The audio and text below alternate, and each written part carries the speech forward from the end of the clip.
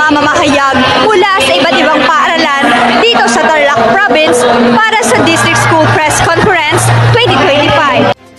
Ito'y ginaganap sa Panigi.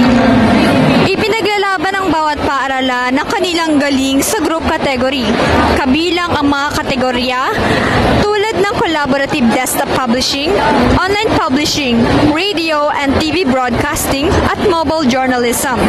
Dito binibigyan din ang kahalagahan ng pagtutulungan at marikhaing paggawa ng outputs. Kasama sa mga kalahok ang San Manuel na kabilang sa paaralang kilala sa aktibong journalism program.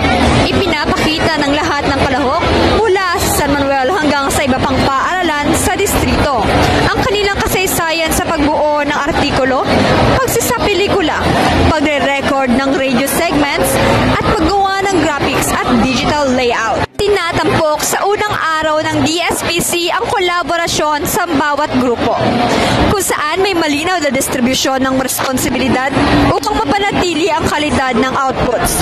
Binibigyang halaga rin ang maayos na komunikasyon at estratehiya upang masiguro ang pantay na pagkakataon para sa lahat. Ayon sa mga guro at organizers, ang layunin ng kompetisyon ay linangin ang kritikal na pag-iisip, disiplina at profesionalismo ng kabataang mamamahayag.